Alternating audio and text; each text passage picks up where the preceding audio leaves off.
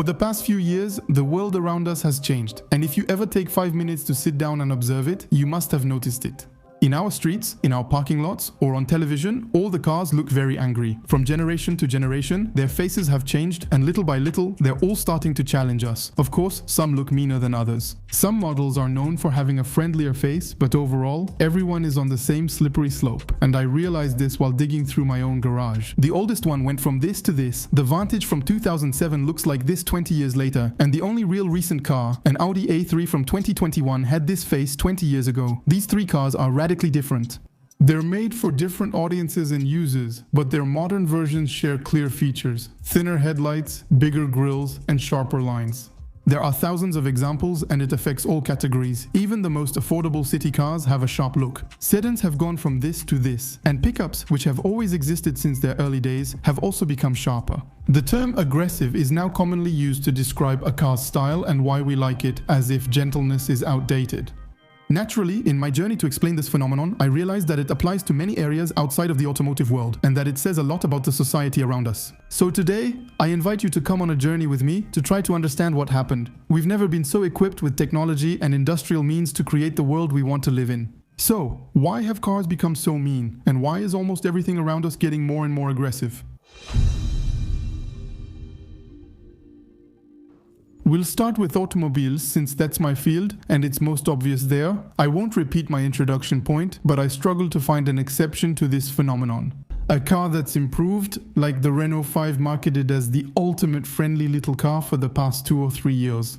It's still muscular and more likely to win a fight than its predecessor. The Nissan Micra on the same platform has round headlights but is more casual than the first Micra, the Fiat 500. I've already mentioned it, and it's the same for Mini. We've shifted from stylish curves to bold lines in just a few seasons. Basically, even in small cars, everyone seems restless. At first, I thought it was mainly due to the way cars are made. So let's start with that. What few people know is that the automotive industry is a world of its own. I realize this every time someone asks me about being a car designer or how much a designer earns for designing a car. That would mean his salary changes with performance, and each model has a designer who creates the idea and drawing. But that's not how it works. In reality, a car design studio is a very competitive place where a logic applies that I've never encountered in any other field, at a mainstream brand like Renault, Volkswagen or Audi. There are 15 to 20 designers who handle the exterior. For each new project, the studio chief provides a brief and direction. For example, we have to work on the new Golf, which will replace the current Golf. From there, everyone works on their own and develops a proposal that they'll have to present during a competition. Basically, after 2 or 3 weeks of work, we all meet in a big room and present our ideas with the goal of winning against our colleagues. Imagine about 20 guys who get along well on a daily basis, but who have to win against their colleagues, the right to work on a project. And what might seem twisted is that, during the first competition, the boss will eliminate 15 projects and keep 5. The 5 designers who lost won't have the right to see their idea through to the end. And they'll have to help one of those who was selected instead of them. The least we can say is that it teaches humility, and some have a hard time dealing with it. On the same project, there are several rounds spaced 2 or 3 weeks apart, with everyone working on their own. We go from 20 proposals to 5, then to 3, then to 2, and finally, just 1. Each time, you must eliminate your coworkers. Doing this job keeps you in a constant state of adversity, competition, and challenge. And inevitably, it pushes the guys to come up with ideas that are always bolder, always more extreme, and to make their designs more radical, consciously or not, to show the bosses that their proposal is the best. And in the case of the Golf, which we've mentioned here as an example, having several generations of the same vehicle gradually encourages pushing the boundaries further and further. By the way, the fact that we can all instantly recognize an aggressive design isn't a coincidence. In nature, straight, strict, and sharp shapes signal a threat or immediate danger to us. Think about rose thorns, mammoth and wild boar tusks, or the shape we've given to swords. On the other hand, roundness has always been synonymous with softness. Think of a cloud, a baby, or a rolling meadow. Our subconscious doesn't associate it with danger, and our brain hasn't changed in thousands of years. It still works with those old primitive reflexes that let us decipher situations in a split second. Sharp means danger, round means safety, and that's surprising. But today, we've decided to drive every day in objects that instinctively trigger our internal alarms, or rather, the alarms of those around us. Alright, we've seen it. The competition between designers can partly explain these increasingly bold designs, but if all the brands are going in the same direction, it's not a coincidence, because a trend only exists if the public buys it. These aggressive-looking cars are everywhere because they sell, we choose them. I discussed this in my video. Buying a car isn't 100% rational, and most drivers don't choose a car just based on what's written on the spec sheet. We often use objective criteria like budget, reliability, or fuel consumption to justify decisions, but ultimately, personal feelings play a big role too. And we almost always go for the one that matches the image we want to project. People buy what resembles them or what they hope to resemble. And when the world around us seems more and more uncertain, the desire to assert ourselves and feel safe comes out stronger than ever. It's as old as time. In every era, we've admired and valued what seems solid, stable, and dominant. It's an almost animal instinct. We tend to follow confident people over those who seem unsure, just as we choose sturdy tools over fragile ones to boost our chances of survival. We prefer to identify with strength, as vulnerability could exclude us from the group. This is even more true today, since we live in a faster, louder, and more competitive world. A world where neutrality is a disadvantage and you must assert yourself to be noticed. Then another mechanism appears: imitation. Car manufacturers constantly monitor each other. Designers draw inspiration from peers, and marketing teams compare their results with competitors. When a style resonates and gains popularity, everyone notices. Gradually, without any secret plans, people start to align. It's a bit like the idea of the SUV in the end, or even minivans in the 90s. It comes along, it works, and suddenly it's everywhere. So today, offering softer, simpler, and kinder cars has become risky. Because no brand wants to be the one that gets it wrong or seems behind in the eyes of customers. If your competitors around you are releasing this, that, or that, your nice design can quickly be seen as not modern. So brands play it safe, they follow the trend, and they reinforce what already works. Until we end up with an entire industry that ends up going in circles.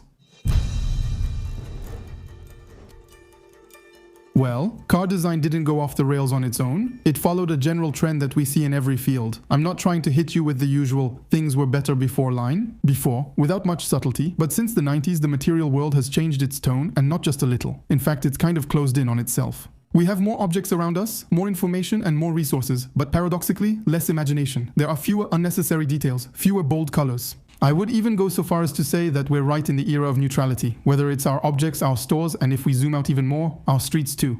We've shifted from a world rich in details and stories to one focused on function. What we've seen with cars is just part of this change. If you're okay with it, let's explore this from 3 perspectives. We're going to talk about where we live, how our culture is expressed, and what we interact with where we live. That's architecture, which is the most obvious example because it's literally the backdrop of our daily lives. That's where I kept digging deeper. Many cities near where you live were built on a simple idea: a building. It shouldn't just stand upright. It has a primary purpose, a direct function, but also a secondary purpose of meaning. It has to signify something. And old buildings, they have many faces, but they always have something in common: cornices, moldings, materials that age, and facades that come alive with the light. In every region of Europe, we have what is called vernacular architecture, which means a local language shaped by the constraints, skills, materials, and traditions of the area. That's what makes a trip to Italy, Alsace, or Spain interesting. Today, it's more the opposite. It's about erasure. For our modern buildings, the box has become a universal answer. Glass, concrete, metal, and less attention to detail. A neutral language that reassures because it's easy to standardize. It's the same as in the auto industry. What's not shocking sells better, applies everywhere, and takes over. Architect Frank Gehry, a reference in this field, is direct about it. For him, 98% of what is built today is pure shit. I'll let you translate that. Now, if we move on to our entertainment venues, let's look, for example, at movie theaters. Between 1910 and 1940, especially in the United States and Europe, movie palaces were built, luxurious and theatrical halls that glorified this new art form. Going to see a movie was like entering a kind of popular temple, with gilding, frescoes, and sometimes even an exotic atmosphere. The place itself was a dream-making machine. And then, gradually, we shifted toward the standardized multiplex we all know. Dark hallways, dark carpets, efficiency and profitability for every square meter. Again, it's not just a matter of taste. This industry optimizes flow, costs, and profits. Replacing a cathedral of entertainment with functional warehouses changes the world's mood and people's sense of normal. The same applies to our third point. When we look at everyday objects, put side by side a Walkman, a camera, or a hi-fi system from the 80s or 90s and their equivalents today. Before, you had buttons, textures, labels, and shapes that showed personality, and we embraced the complexity of these objects. Today, the product tends to disappear instead. All the designs around us are smooth surfaces, almost no breaks, very few details, neutralized colors. It's the triumph of the monolithic object, somewhat driven by Apple and the whole industry that followed. There are studies in psychology and marketing that show minimalism is often interpreted as more functional, more efficient, even more trustworthy. Depending on the context, especially in the world of packaging and websites, basically, as the world gets more and more complicated, we've learned to like things that look easy to understand. We end up removing anything that stands out until we reach another major emotional point: color. The disappearance of color around us. Many of you feel it, maybe without really being able to measure it. And yet, colorful cars only make up 1 out of 4 sales today, compared to 50% in the mid-90s. I also came across a chart from the paint brand Dulux, which revealed the most sought-after colors by its customers in 2020. And anyway, you don't need statistics to see the difference between the color schemes of the 70s and those of our time. I understand that not everyone wants their interiors filled with the bold colors of past eras. But you can even see it at McDonald's or in movies, because despite a few notable exceptions, we have more neutral or darker colors, and a desaturation, whether it's for costumes, sets, or post-production.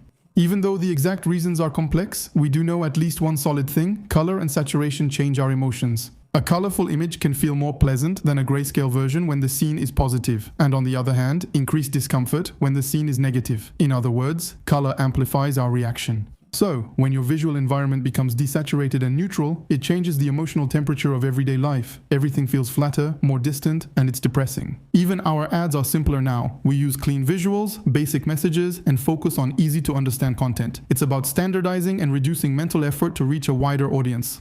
Clothes might tell our story better than anything else. For a long time, getting dressed was a ritual to mark moments or show respect. There were Sunday clothes, outfits we saved for special occasions, clothes we didn't wear every day, and we didn't dress the same way, for going to work, visiting family, going to a wedding, or going out to dinner. Today, everything is mixed together, and few people really get ready like they used to. You see sneakers and jeans in situations where, 20 or 30 years ago, no one would have shown up like that.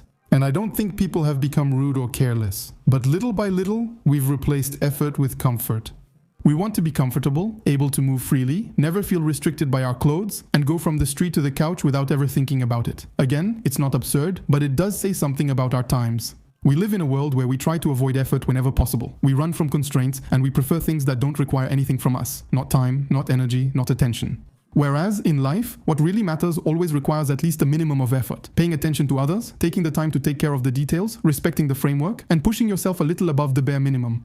The problem, when we collectively and individually stop making efforts, is that our environment also becomes poorer. It's less visually rich, less meaningful. Basically, what we gain in convenience, we lose in depth. What we see in clothing is also found in the objects we use, the buildings we enter, public places we visit, and the cars we drive. While considering a topic for this video, I realized the most fascinating part is that we didn't just endure this, we built it through our choices, purchases, habits, and daily compromises. Every time we tell ourselves, this will do, every time we accept the bare minimum and choose convenience, all of us, without really realizing it, have an impact. So, the real question I want to leave you with isn't really about why the world has become tougher or colder. It's more about what we choose to value from now on and the kind of world we want to live in tomorrow. Do we keep choosing comfort at the expense of everything else, or do we slowly start to consciously decide to bring a bit of beauty back into our lives?